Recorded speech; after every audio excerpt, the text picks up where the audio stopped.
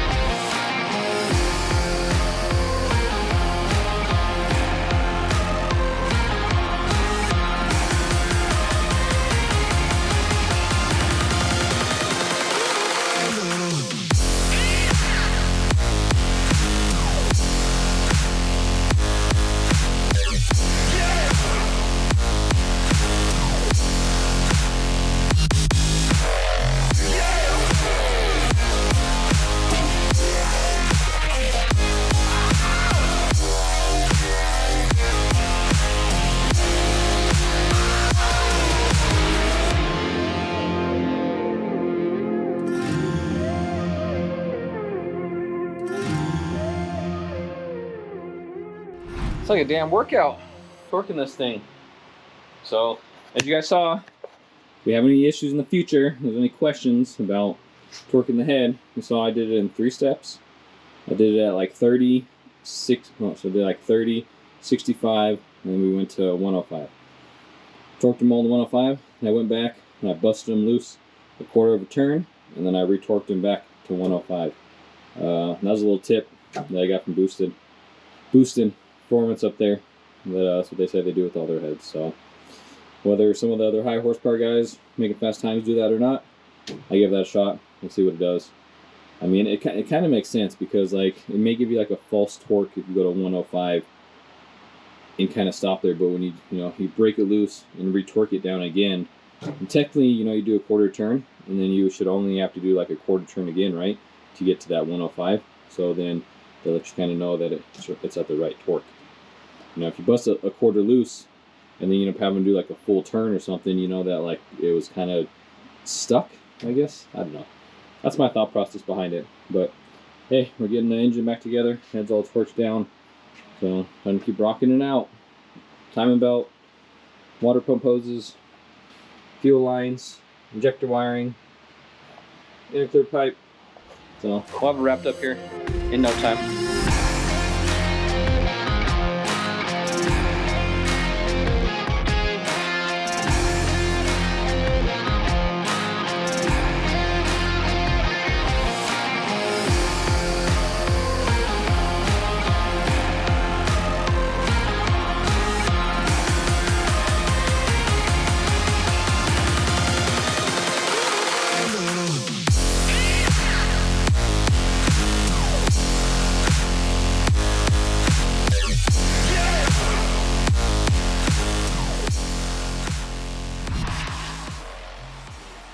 Ow!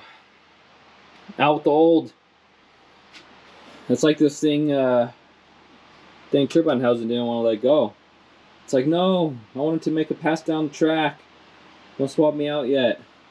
Well, sorry, old friend, but that's what they say, out the old, in with the new. So, back's killing me bending over this thing. I'm getting too old for this crap, you guys. Psych. I'll never be too old. I'll continue going until I'm in a wheelchair. Hopefully I'll never be in a wheelchair. Anyways, that went to a weird direction. Okay, got the old turbo off. Got the timing belt on. A couple of the fuel lines hooked up on that one side. So, a little bit, I haven't taken this turbo off in a minute. It's been a couple months. Kind of a pain. I had to completely disassemble it to get it off, because I guess I could have technically left it all together. But I got to pretty much take it apart to get that fitting off, because it's hard to get an AN wrench in between there to get that hose off. So gotta pop that hose off and get that fitting off this turbo, so we can slap it on the new one. But where we're at, making pretty good progress.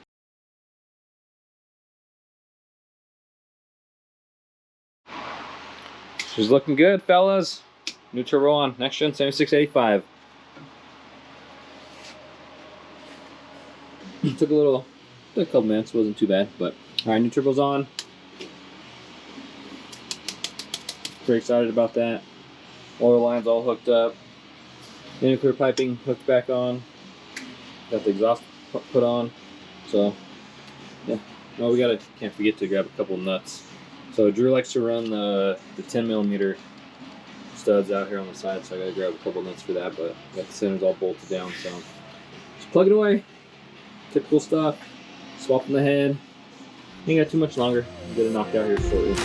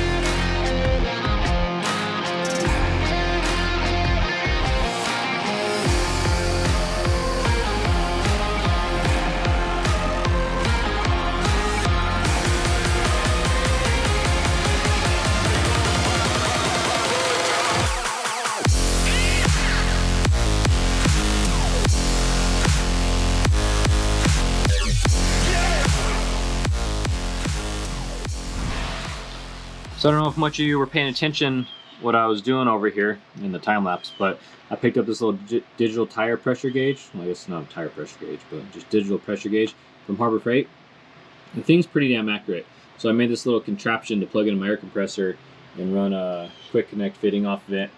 And I picked up some 7-bar map sensor from Low Dollar. And Jake was recommending, after I had that backfire and intake manifold and seeing that crazy boost spike, crazy temperature, that he's seen them kind of jack up map sensors, which makes sense. You know, there's a big old fire here in the intake manifold, you know, could have messed up the map sensor that I got plugged in back there. So picked up one of those.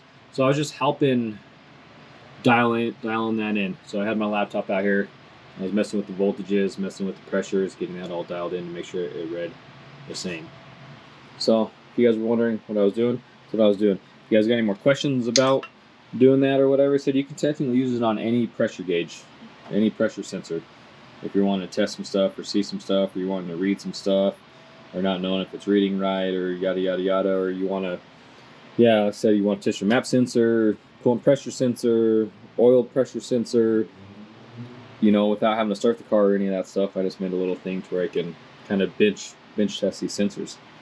So some of these can get expensive, especially if you get them straight from Haltech or Fuel Tech, but Low Dollar has got them for a really good price, and there's a lot of guys running them, and I haven't had no issues, and so the other guys, they haven't had no issues with them. So I mean, in all honesty, I can't say where Haltech and Fuel Tech get theirs from, but they look pretty similar. So, but hey, we're getting close. We're getting close, fellas. So the radiator to button up, throw in the valve cover, spark plugs, get the coils on, prime up the fuel system, which that is all buttoned up. Injectors are all plugged in, all 8 of them, all plugged in. I got the back end of it down. I got to get throttle cable on. So, yep, just plug it away. Let's get back to it. Enough rambling on.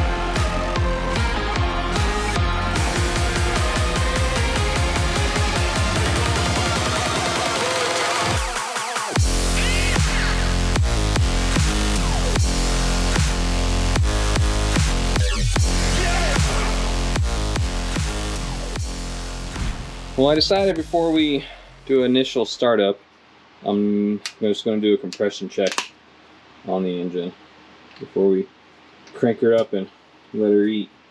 So what I'm doing right now is strain the oil, because when you lose a head gasket and you lift the head off, there's a lot of water that goes into the oil. So, God, I've spent so much money just doing oil changes with 0 miles on it, pretty much. And I run this pin grade 10W40. It's a synthetic blend. If any of you guys watching this got high horsepower race engines and you recommend a different oil, let's talk about it. But this is what Rick and Dave recommended, so this is what I've been running. A lot of people run the 20W50, but I've been looked at the prices, compared prices and stuff, and also too they run the VR1. So let me see if I'll prop this up so that way we can have a little chat while I'm filling this up. But a lot of people run Brad Pin, Valvoline VR1, especially the VR1 just because it's cheaper, but I mean Brad Pin, pin grade, same stuff. So we got that Moroso oil pan on here, so this thing holds like 6.5 quarts. Come on, foil.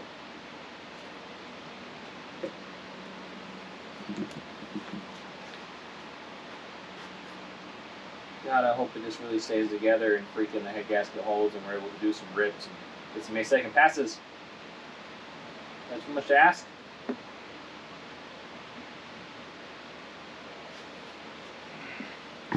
Kind of getting worried about the bottom end staying together after this turbo, but I mean, I feel like if anything, we're going to run into head gasket issues before anything happens with the bottom end. But we'll be getting a new bottom end put together this winter also.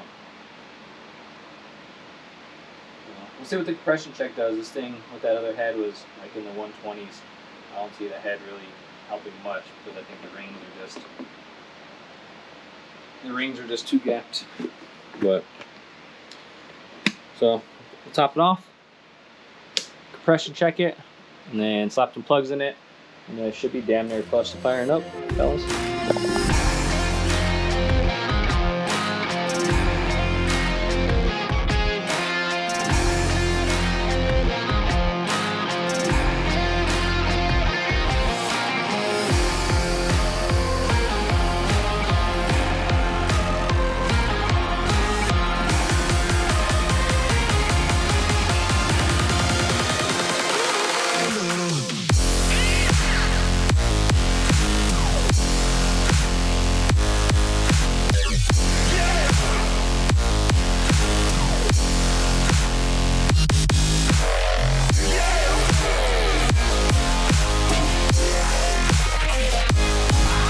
So it's time.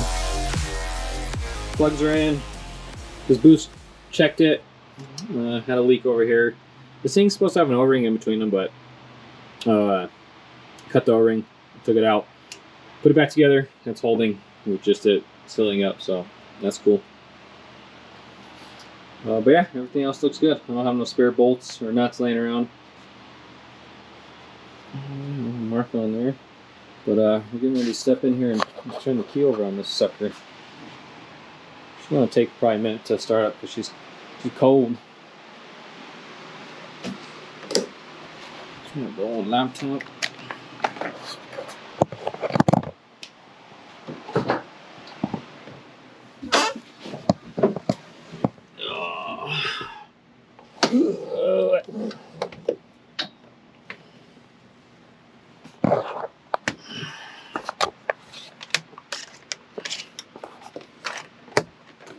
Let's see here.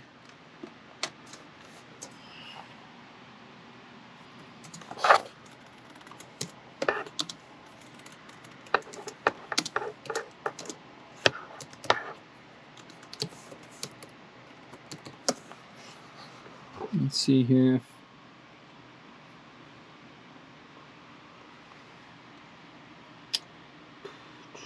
Cool, saved it. All right, let's see what happens here. Oil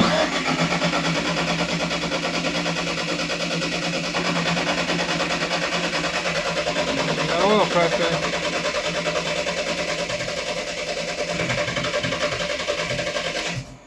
There we go. Starting to make some noise. Starting to get some fuel pressure.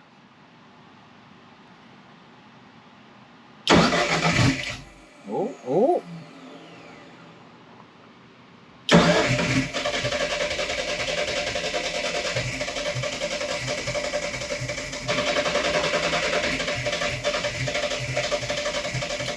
Come on, baby.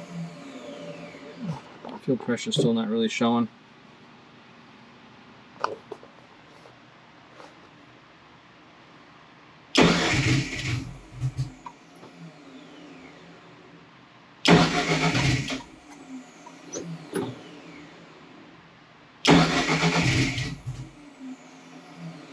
What's up with my fuel pressure?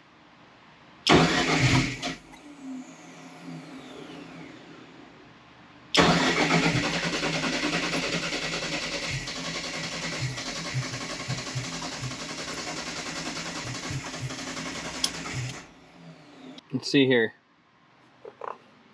Come on. Oh, baby. Come on, build the fuel pressure.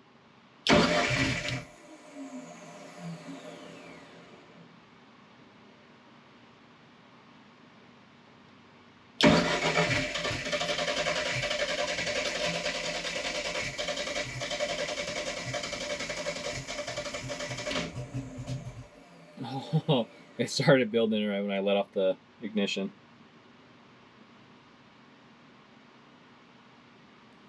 And we off. There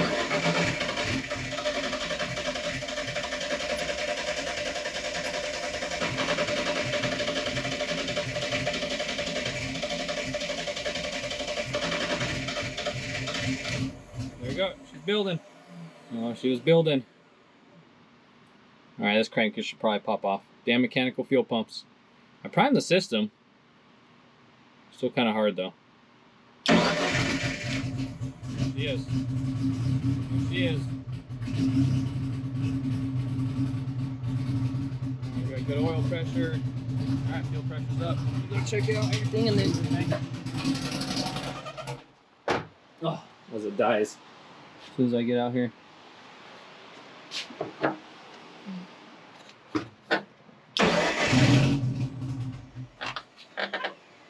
Really?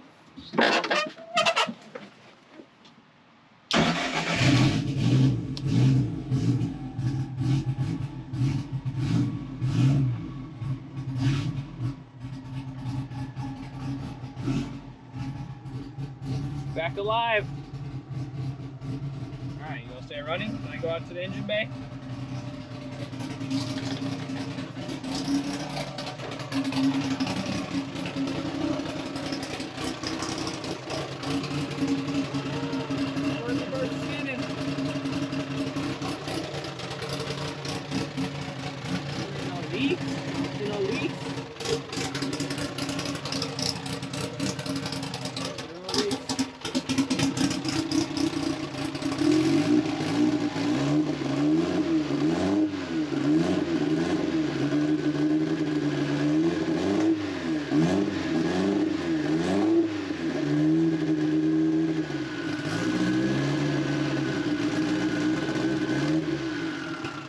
Alright,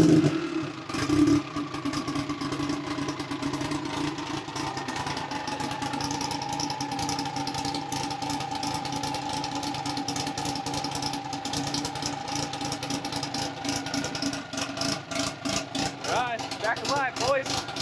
Go.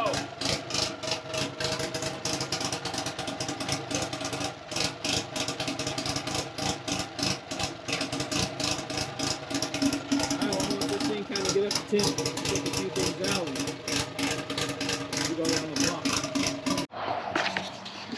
Alright, everything's good. She's good. I'm going to take this thing down the street for a quick little rip. Make sure everything's all good to go. We just got it on damn, that's even higher now, huh? Damn carbon fiber hoods. We just got it on just like wastegate, you guys. Wastegate.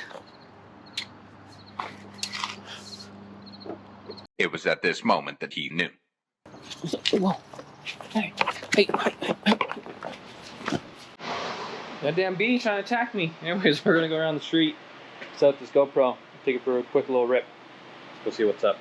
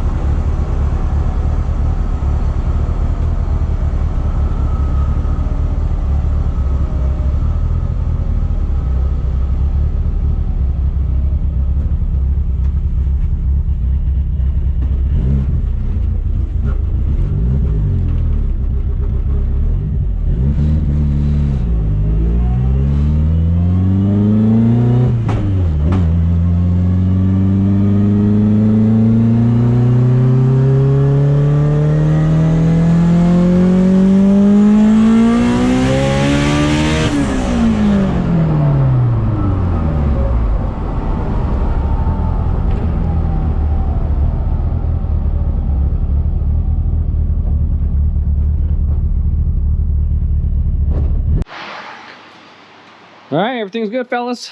Driving around. The first little trip we went on, I had a little breaking up a little bit. Not quite sure what the heck it was because I didn't really do nothing. I came back, looked at some stuff, and then went out again, and it seemed to be fine. So the only thing I could think that maybe is that those injectors might have started gumming up a little bit. That's the only thing I can think. And maybe just the higher RPM, the higher fuel pressure cleaned them out a little bit. But anyways, that last pull I went and did, it was just on wastegate, which wastegate's 30 pounds. It's like 650, I think, 650 horse or something on 30 pounds. But went into the pull all the way to like 9,500 RPM, and the fuel, the air fuels did exactly how I kind of had it tuned on the other turbo. So it was slightly leaner, but by the top of the gears, you know, I got it at like 10.6, 10.7 on the air fuels. So, but it felt good, it felt smooth. So we should be ready for the dyno. We should be ready for the dyno again. Fingers crossed. Head gaskets holds. We don't have no other issues. So, but that's gonna do it for this video. Got the head back together, NFTs back together, running. Nice, beautiful CNC ported head. Brand new next gen 7685 turbo. And that's it. I got some other goodies to put on in the future. Like I said, I'm gonna swap this to 3.5 inch intercooler piping. Got a bigger throttle body, but we'll do that over the winter. So we'll do with this setup. Get this setup together, go dyno it, put down some numbers, make sure the tune and everything's good, and then hopefully get the track. So you guys know what's up. Thank you for watching. Like, comment, subscribe, share with a buddy, spread the word. Trying to get this channel big. I got some dreams that I would love to do if I was able to grow this channel and start making money off YouTube. Some pretty badass ideas that I think everybody would dig, but you got to get the channel growing and get the word out there before I can even think about putting that in place. But it'd be sweet. It'd be a sweet idea. I know a lot of you guys would love it. So anyways, catch you guys on the next one.